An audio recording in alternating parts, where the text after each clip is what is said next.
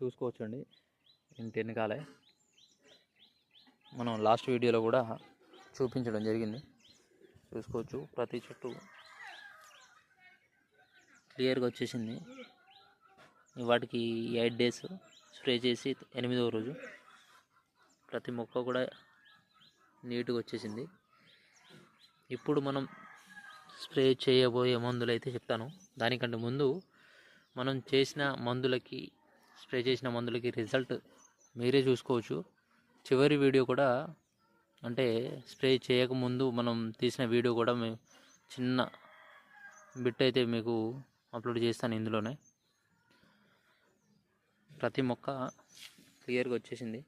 దాంతోపాటు మనకు కావాల్సింది సైడ్ బ్రాంచెస్. చూసుకోవచ్చు సైడ్ బ్రాంచెస్ వచ్చేస్తున్నాయి అన్ని మొక్కలకి.